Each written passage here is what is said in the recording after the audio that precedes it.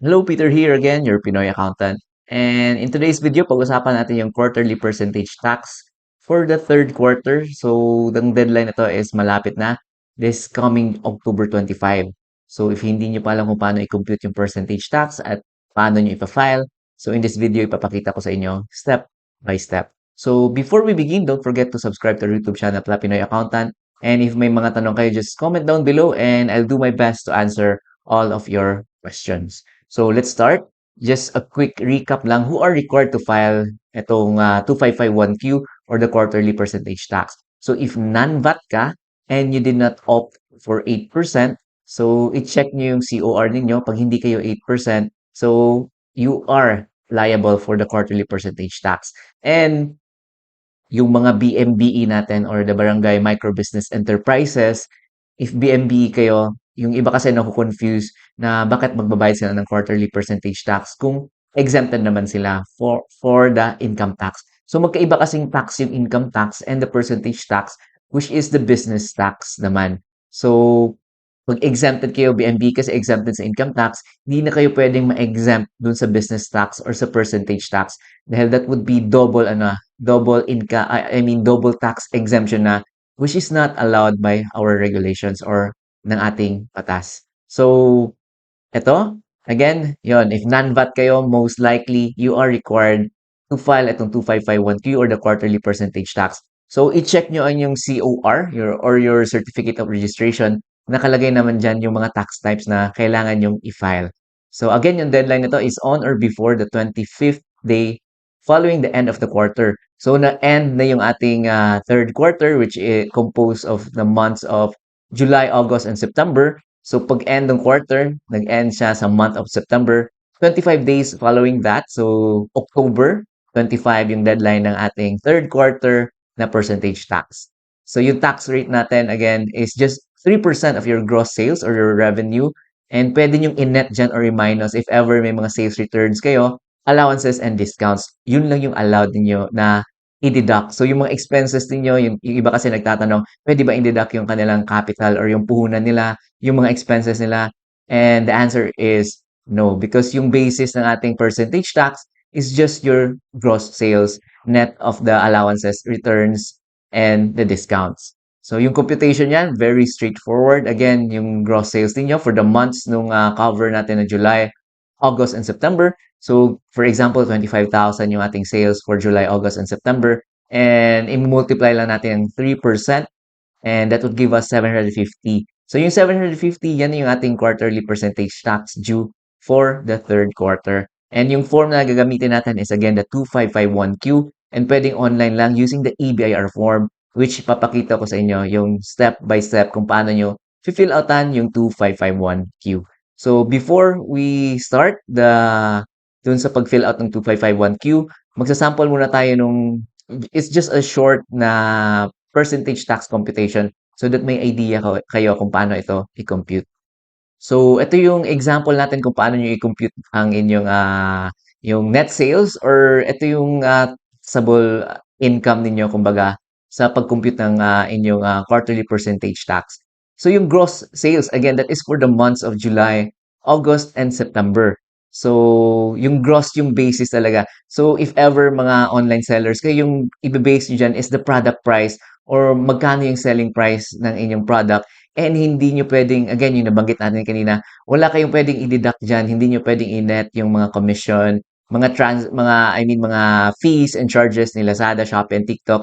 Hindi nyo pwedeng i-deduct dyan. So, yung basis talaga natin, for example, sa Shopee, is the product price paid by the buyer. And pwede nyo lang i-deduct dyan yung mga sales returns. Example, sa Shopee, may refund amount doon. So, pag sinauli ng ating buyers, of course, manenet yan or pwede nyo i-deduct sa inyong gross sales. And of course, if may mga promotions kayo, discounts, mga vouchers, which is kayo nag-initiate hindi si Shopee, hindi si Lazada, hindi si TikTok. So, kayo mismo yung nagbigay ng discounts na yon. So, pwede nyong i-claim yan as deduction dun sa inyong gross sales. So, here, for example, yung gross sales natin or the product price paid by the buyer is 150,000. Again, yung months na cover natin is July, August, and September. And then, for example, may mga refund amount tayo for those months. And yung amount ng refund natin is 1,500. So, yun yung sales returns natin. So that would give us itong net sales na 148,500. So ito na yung taxable income natin for the quarterly percentage tax return. And multiply natin ng 3% or the percentage tax rate. That would give us itong 4,455, which will be our percentage tax due. So ganun lang kasimple. And from here, ililipat na natin dun sa ating form 2551Q using the EBIR form. So, i-open na natin ang ating EBIR form. Again, free to download lang to. Ipopost ko yung link from the website mismo ng BIR. You can download itong EBIR form and it's for free and i-install nyo lang sa inyong computers. So, unfortunately, hindi to pwede i-install using your mobile phone. So, kailangan nyo talaga ng laptops, computer, or if ever wala talaga kayong computer, you can go to mga computer shops so that you can install to and you can put your credentials or if wala talaga punta kayo sa RDO nyo, may lounge doon, BIR lounge, you can use yung computer doon so that you can fill out itong EBIR form. So let's start. So lagay nyo lang yung ano nyo dyan, information, PIN number, and then automatic yan magpe-pre-fill na yung initial from our initial na paggamit na to ating EBIR form. So nakalagay na dyan yung ating line of business, yung taxpayer's name, registered address, the zip code, telephone number, the email address. So dito na tayo sa list of BIR forms. So i-select natin yung 2551Q, 2551Q, ito, version 2018. Yan, i-click ninyo. And then, click nyo itong fill up. And then, okay. Ayan, so once nag-load na, let's start filling out na itong ating form 2551Q. So number one so this is calendar. So mostly sa atin calendar naman, fiscal applicable if you are a corporation, partnership. But in most cases, if individual taxpayer tayo, yan, ano tayo, calendar. And this is for the year ended December 2025 and then yung quarter natin is third quarter. Amended return, this is not an amended return. Number of sheets, zero nyo lang. And then, check nyo lang ano yung mga other details dito na wala pang data or information. So, TIN, nakalagay na RDO code, the taxpayer's name, registered address, the zip code, contact number, email address. So, number 12, are you availing of tax relief under special law? In most cases, no lang yan. So, yung 12A natin is if yes, so yan, keep it blank lang. So, number 13, so hindi natin to fulfill hindi tayo magse-select because this is the third quarter na. So maliban lamang if this is your first time na pag-file ng inyong quarterly percentage tax return. For example, July na kayo nakapag-register. So this is your first time na makapag-file. So may option kayo dito pumili ng 8% for the graduated income tax rate. So in our previous video, may detailed discussion tayo. So if 8% kayo, exempted kayo sa percentage tax. So sa ating example lang today, ito yung pipili natin, the graduated income tax rate on net taxable income. So if BMBE kayo, again, hindi kayo pwedeng pumili ng 8%. So dito tayo sa graduated income tax rate. So dito tayo sa number 15. So ito din yung madalas na confusion is the 2307. Dito ba i-deduct yan sa percentage tax? So iba yung 2307 na madalas nating natatanggap. That is for the expanded na ginagamit yan sa ating mga income tax returns. So, yung mga 2307 dito sa ating quarterly percentage tax. So, if ever lang na may mga clients kayo or customers na mga government, mga government agencies, ayan, mga GOCCs, yun, they are withholding yung business tax na portion. So, that is your percentage tax portion. Wini-withhold na nila if ever. So, makita nyo yung sa 2307 naman na nandun siya sa baba na part dun sa business tax withheld, kumbaga. So, in our previous video, again, we talked about that in detail. So, I'll just post yung link sa ating video, previous video, so that ma-differentiate nyo kung anong 2307 ba kayo. It's for the quarterly percentage tax ba, pwede bang gamitin? Or for the income tax return. But in most cases, ayan, zero lang yan if ever wala kayong mga customers ng government, mga GOCCs, and other government agencies.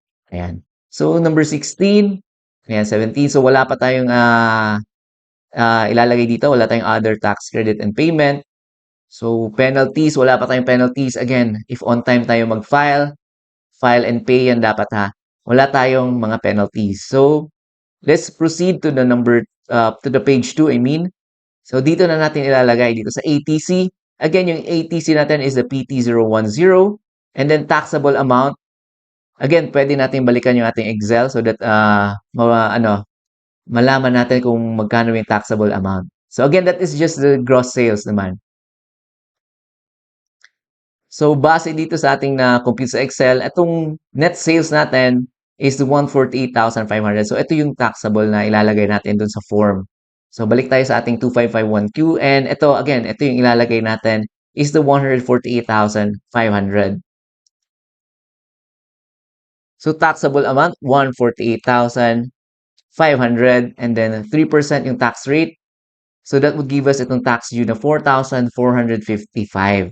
So, balik tayo sa previous page. Ayan, so may details na nakalagay dyan. The tax due is 4,455.